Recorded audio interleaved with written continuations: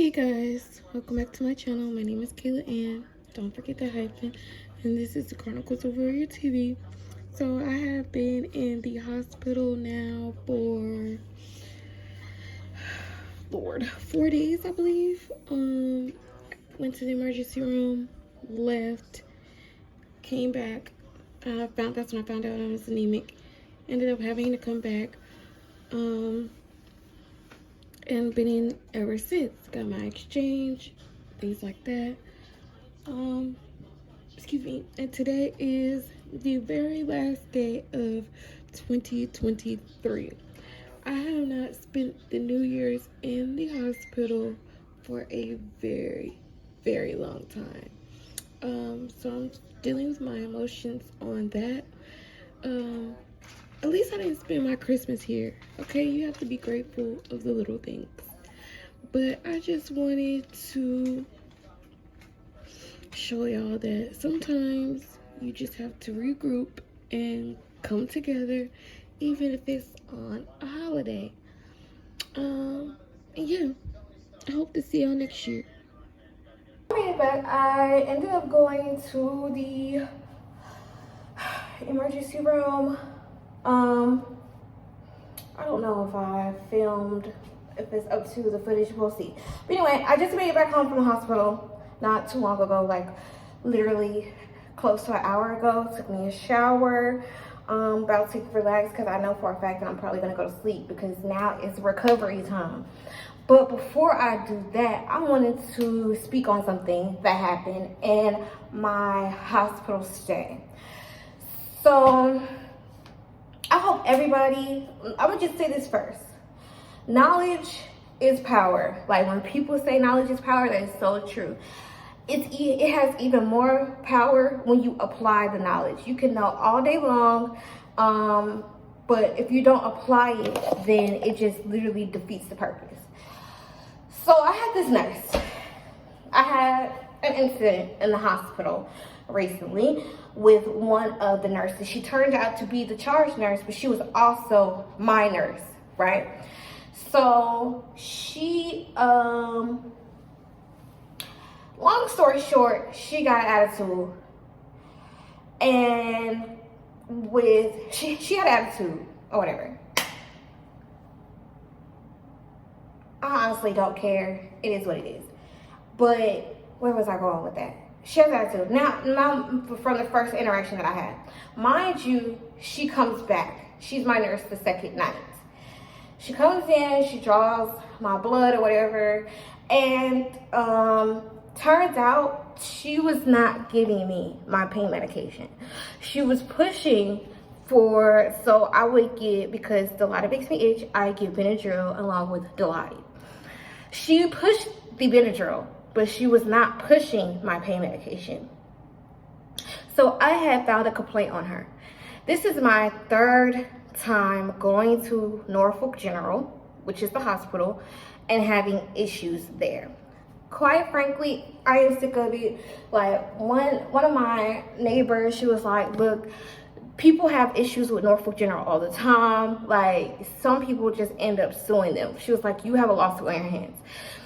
And at first I'm like, I'm not trying to do that. Like my first reaction is like, don't cause no trouble. I like that for my mother. Like, don't cause no trouble. Don't stick up for yourself. Don't, like, stick up for yourself, but don't stick up for yourself to a point to where it's like, don't chastise the white man type of mentality. In that mentality, Kayla grew up, and she did not want to be like that. So that is the reason why I book the way I book. I totally get it. My mother booked, and then she got tired of booking. She calmed down because she just got tired of fighting. That's why they taught, my grandmother would teach me, choose your battles. Choose your battles. This battle, I am going to fight.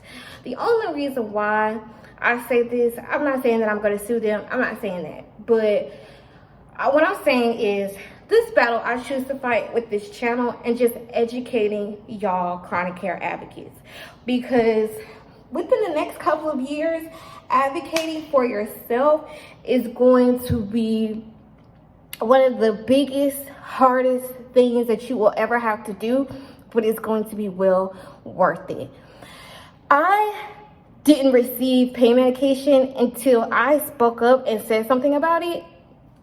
Excuse me.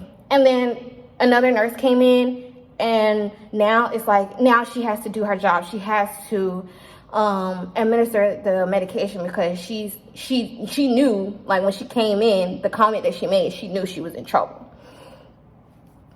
And I'm making this video because I'm like, okay, look, chronic care advocates. She made a comment. She's like, yeah, that thankful you have a nurse that's been on the floor for 16 years, you know, that advocates for her patients. I'm like, you're not advocating for me. I advocated for myself. I was the one that told you not to oxyblast my port. Good thing that I didn't oxyblast it, because it didn't need it. You were able to get the pain, like the medication. And she said something. She said along the lines of like, yeah, you got a nurse that I've been doing this for 16 years to advocate for. No, you're not. You're not advocating for me, because if you were, you wouldn't have did what you did and not administering my pain medication, one. And then two, you just wouldn't have acted or did the way that you wouldn't have went about things in the way that you went about it. And now more than ever, the economy is, everybody is saying it's bad now, but really it's going to get a lot worse. And advocating for yourself is literally you having somebody there, if you're not able to advocate for you, and just learning how to advocate for yourself, because you're not always going to have somebody to advocate for you. Because she called security on me. Has 6 security people up there to make it seem like I was in the wrong, I was irate, I was the problem. Now, if those security people came and I acted in a way and I gave her the reaction that she wanted, that she thought she was going to get, that's a different story. But she didn't do that, okay? And that's another thing, like, just being aware. And like, I understand that we are hurting, because trust me, I get it. I be hurting. Sometimes I could be a lot abrasive when I'm hurting. Like, I don't mean to hurt your feelings, but you know, if your feelings get hurt, I'm not too sorry about it, because you know, it just is what it is.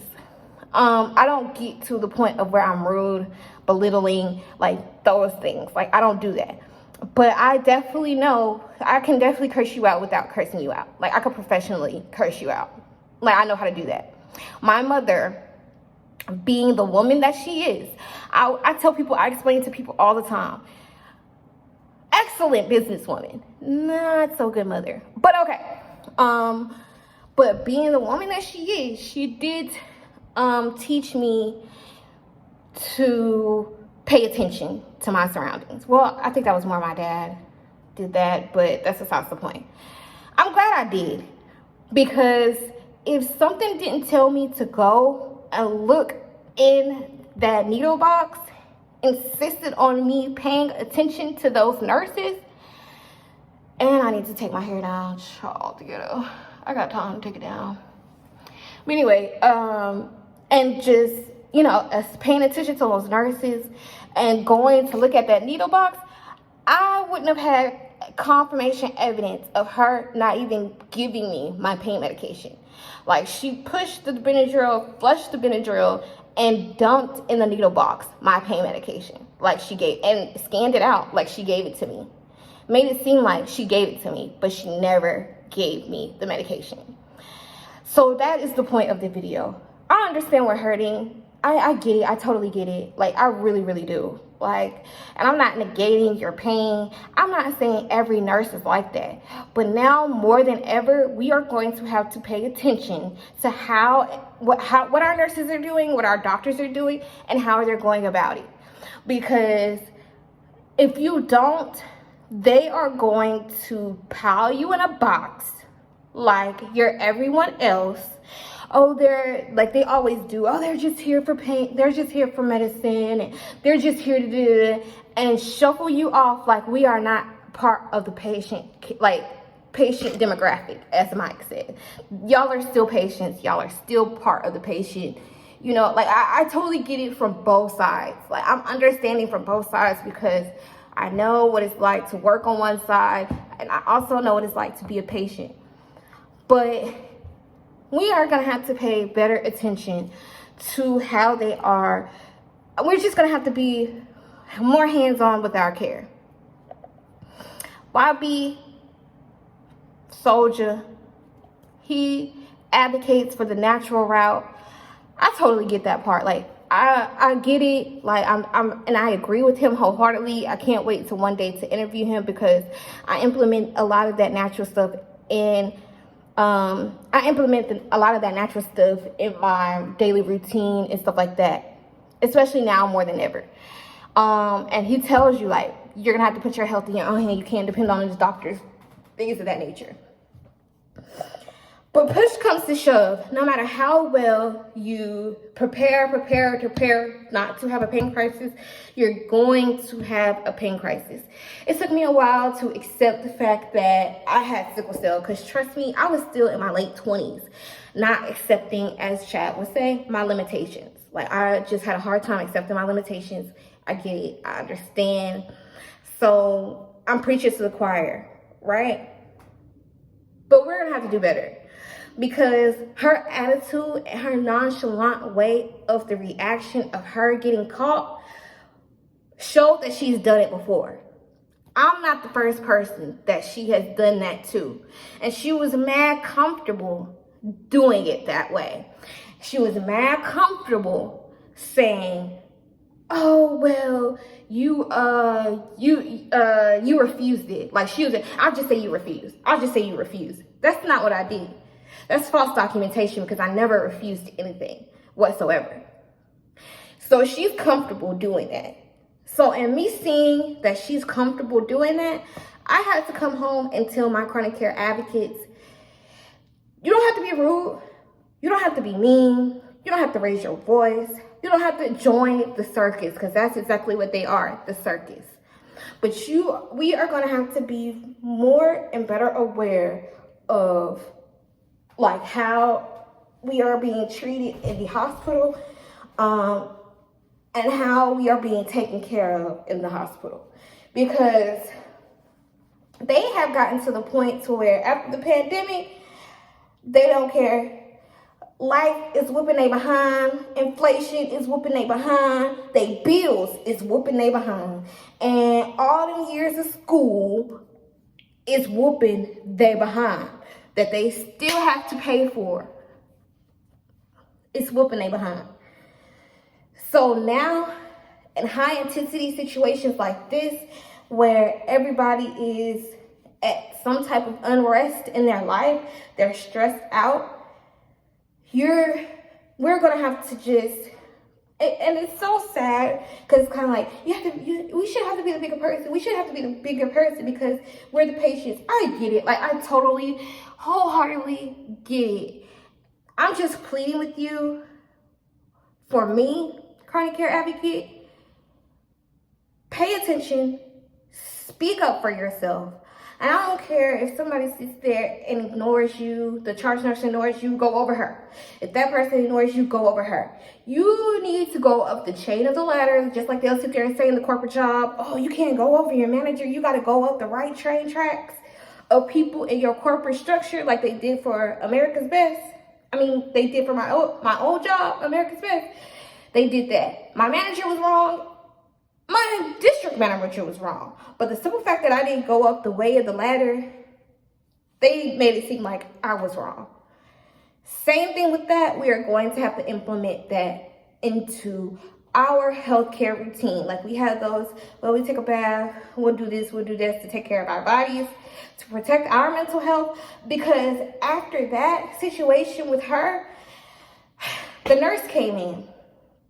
LPN came in. She had no reason to hide or do anything. She didn't even give me a reason for me not to trust her.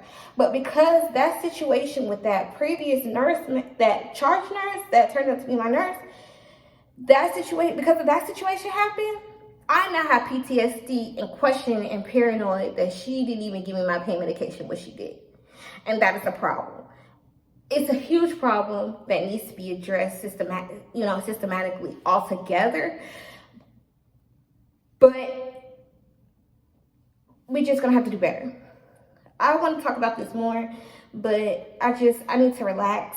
I know I just came out of the bed, but now I'm comfortable, and now I'm getting to the point to where I am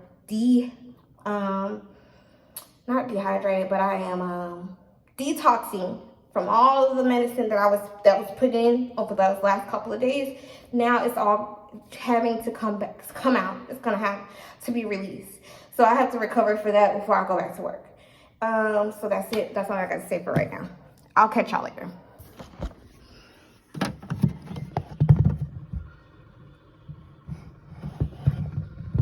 There it is, right there. Got repentant, okay? Okay, I asked for a request, nurse change. The lady said that she was gonna do it. I'm your nurse for tonight. Okay, I asked for a nurse change. She said that she was gonna switch it with someone else because this was your pod, but she was just gonna do me individually Correct. with someone else. I'm still your nurse for tonight. I would like a nurse change. Yes, but I don't have anybody to switch you with. The supervisor stated that you did. The charge nurse? Yes. Yes, she's in another pod, and we don't have anybody to switch you with. Okay, you should be able to. We're not talking about the supervising nurse on this shift. We're talking about the charge nurse on the last shift. She said that she was going to make it. She's not here now. Circumstances happen and it changes. Okay. Unfortunately, and we can't help that. What circumstances change? Staffing, who calls out, and what happens in between. If something happens, so if somebody calls out or in between has nothing to do with the staff that you already have on the floor when you assign the patients. Now when shift change and your patients are assigned, she stated that she would switch me with someone for another pod. You would still have your I'm pod. sorry, we're gonna have to stay with what we have right now. Well, What is it that you need? What I need is a change of nurse care I've been requesting for the last 3. What is it that you need? I don't necessarily have to explain that to you. It was told and presented to me that I would be able to have a change of nurse care. Okay, well, I'm going to need someone to figure it out because... I don't have anybody. I'm going to need someone to figure it out. I don't have anybody. We can just put that you refuse if you would like. No, because then I'm not refusing and that's false But you don't want to take your medicine, so... I never said that I didn't want to take my medication. I'm trying to give you your medicine. I requested a change of nursing care. I never refused any medication. It was presented to me that I would be able to have a change of nurse care before the night nurses even came on the floor. She said that she was going to make it happen for it to be done. The patient right says that I am able to have a change of nurse care. Now, you can't refuse a request that I am asking for. It is supposed to be accommodated. So that's what I would like. That is what I would want. That is what would make me comfortable. Okay? Thank you. And you cannot tell me why you want to change for... I already told the nurse before of the change of nursing care. It was already discussed with the charge nurse. And I don't have to continue further iterating something that I am able to have. Okay, false document all day. Good morning, Chronic Care Advocates. My name is Kayla Ann. Don't forget the hyphen. And this is the Chronicles of a Warrior TV. So we are post-hospital day. Well, this is my second full day. I got out,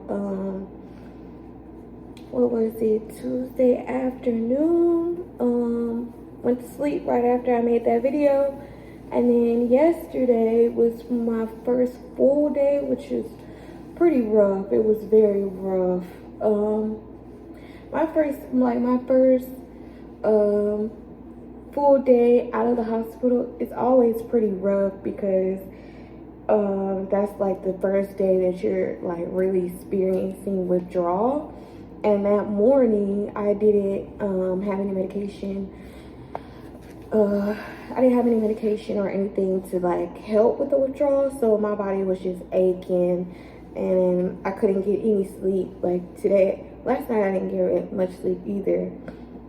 Well, I mean, I'm not gonna say that. I got sleep. I went to bed late. I went to bed around 12.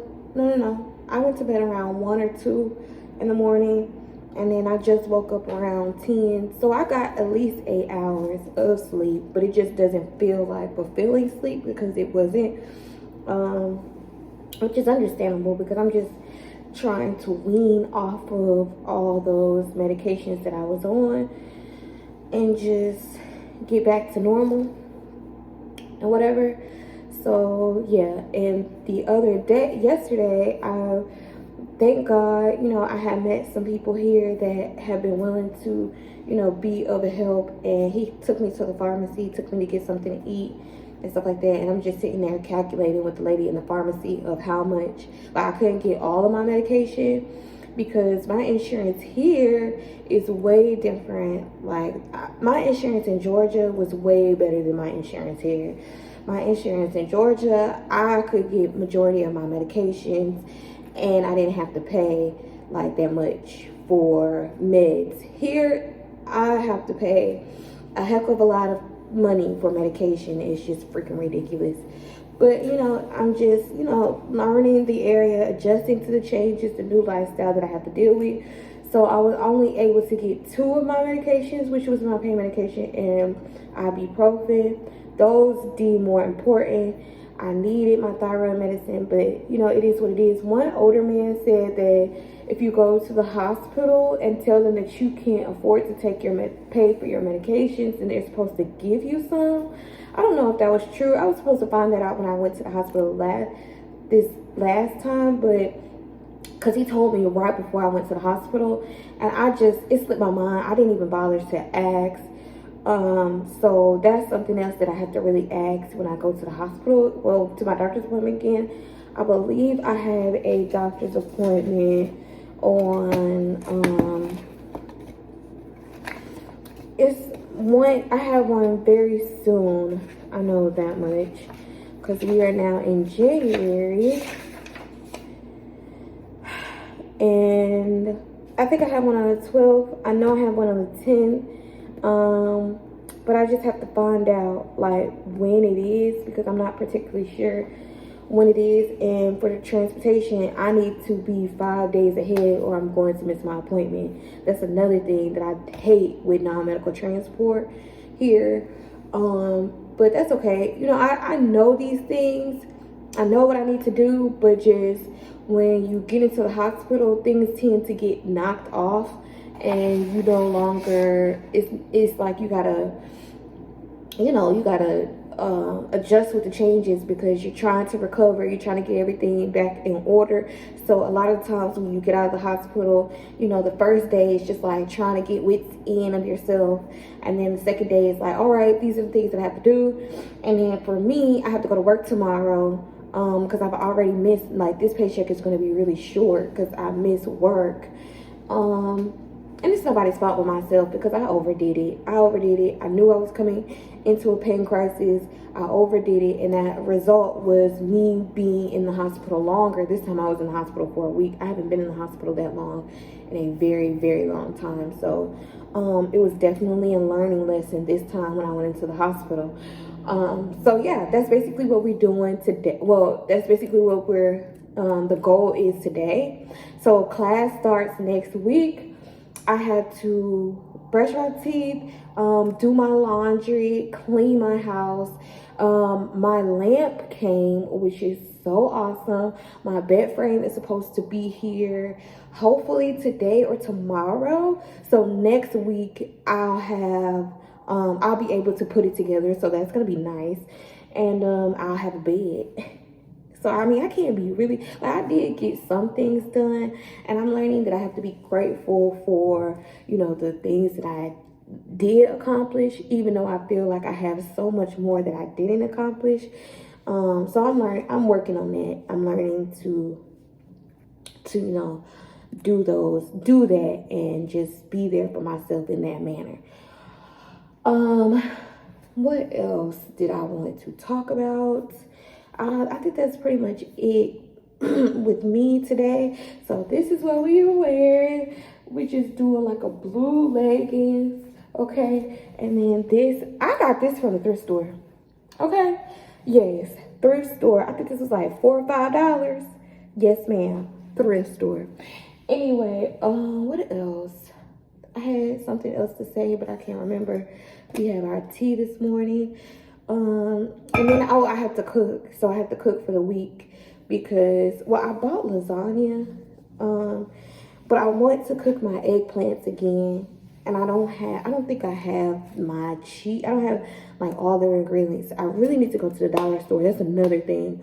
I'm just gonna write that down.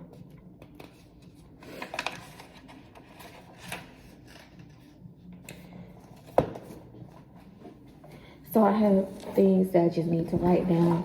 Like usually I write it down already and stuff like that, have it down. But oops. And yeah, I need to go to the Dollar Tree, do laundry, and clean my house.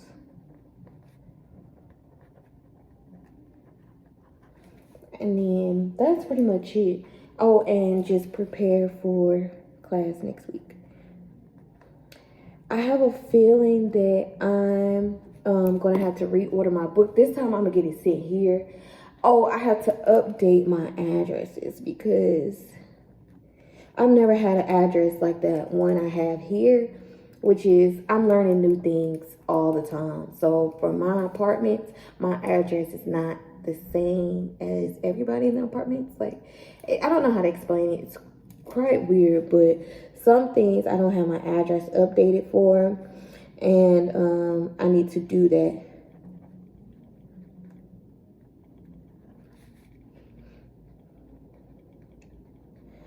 And then that's pretty much it. So, yeah, I am also,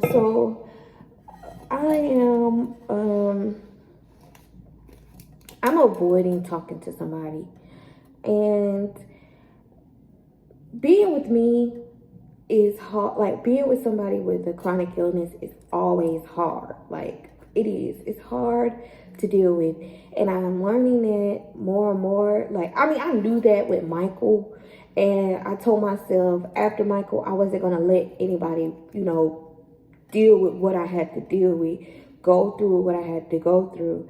And there's this lady that I have become, cool with, friends with. And so she's been talking to me a lot more. And she just, all the time she was like, you're acting like a brat. You're acting like a brat. But it's just like, it'll be different if you're hurting. But I'm just like, I am hurting. Like yesterday, I was hurting like it wasn't nobody's business. And somebody told me, and it was like, it's okay if you're not, okay to be around all the time. Everybody has their bad days. And I'm learning that, like, my bad days often are more than your bad days. You see what I'm saying? Like, I have really good days, and then I have really bad days. I have days where I am excited that I've gotten through the day, and then I have other days where I'm just like, can it be over? Shoot me, because I want it to be over. That's just how much pain and how tired I be. And in those days, I'm learning to not just be around people.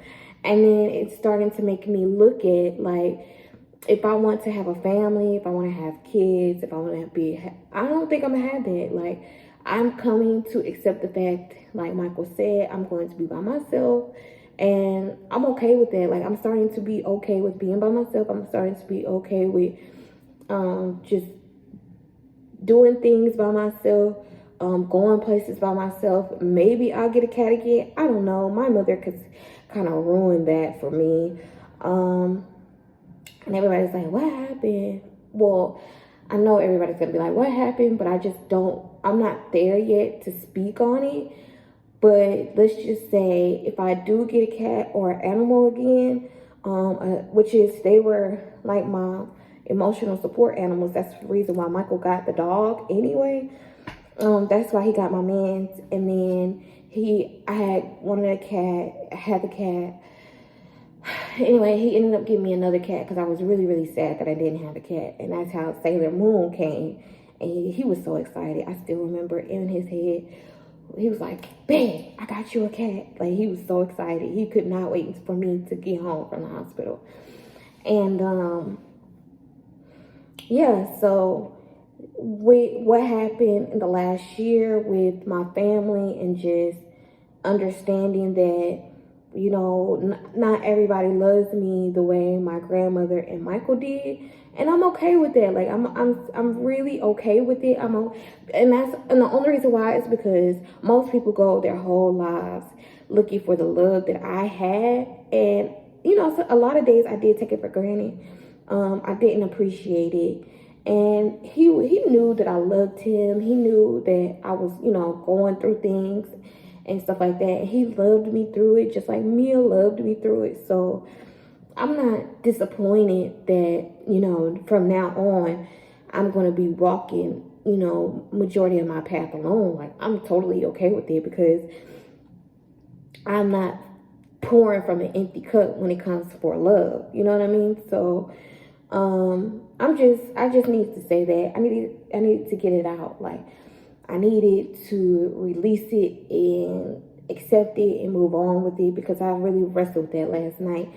And it was on my heart. And a lot of times, like, when we walk this journey and we're looking for someone to be with us, a lot of people, they don't even tell people that they have sickle cell until later on into the relationship, after they've been in the relationship for a while. And me, I'm not particularly like that. Like, most people, like, I don't immediately go in on it, but after a while, you're going to eventually see me sick. You're not going to see me sick. I'm going to disappear on you. And I noticed the ones that actually care. They be like, why did you disappear? Where are you going? And then it's kind of like, okay, now I got to explain to them, okay, this is what I have. This is what I deal with. This is what comes along with it. And for a long time, when I first met Michael, he was like, "Oh, I don't believe in that. You're gonna be fine. You're gonna be good." Da da da da da. And then we get maybe year 3, 3.5, and I get really, really sick, and he loses it. Like, I don't know if I can handle this. Like you, and then the crazy part is he's telling everybody, like, she's drinking, she's doing everything that she needs to do. Like, I don't understand. And he goes, and then I got really, really sick, and then he goes, and you just come back, like it ain't nothing, like you didn't almost just die a couple of days ago. And I'm just like, well, I mean, that comes with the territory. That's what I'm used to.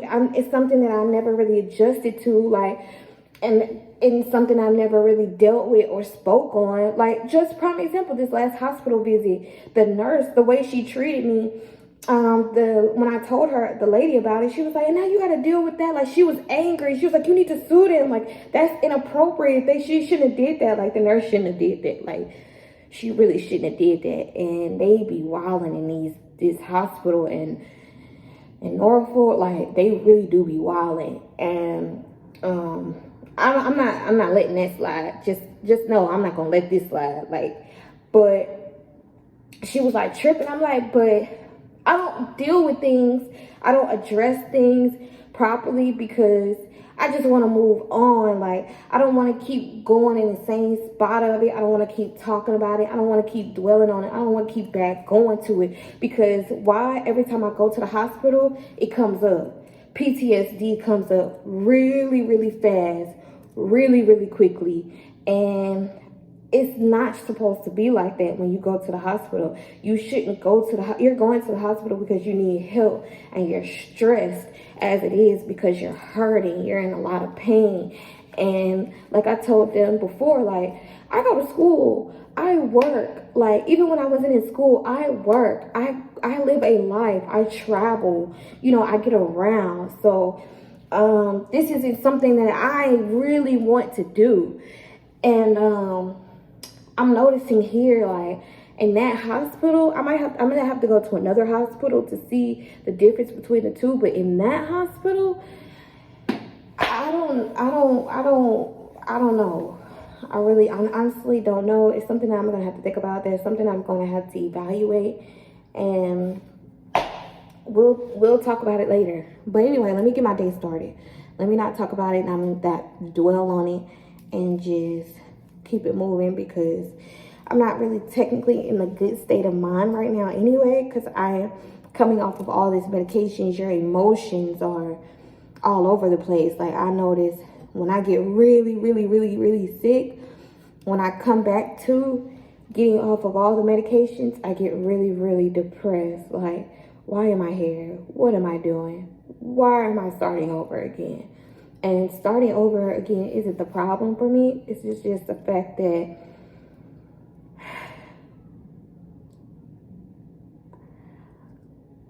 I'm okay with starting over. And I'm not liking being okay with starting over, picking up the pieces. I'm okay with people walking out. I'm okay with people being mistreating me. Like the girl I said that. I was like, I should be used to it. She was like, nobody should be used to somebody being rude. But I mean, that's what you deal with when you deal with me. Like, well, not deal with me, but just deal with certain, not even just sickle cell. Like, most other people with chronic illness probably deal with other different type of issues that they have to deal with that causes them PTSD, that causes them problems and issues that they have to deal with. You know what I'm saying? Like, and after a while, you get accustomed to being misplaced and mistreated, and especially if it's not just healthcare workers or outside people. Like, it's people in your own family. It's like people, like, you just get used to being stomped on. And then when I had that light of someone not stomping on me, I sabotaged it. I ruined it. I thought it was too good to be true. And now it's just memories, good memories, you know. Not all good, but, you know, majority good. So, yeah. Anyway, it's time for me to go. It's time for me to move on. And I'll catch y'all later.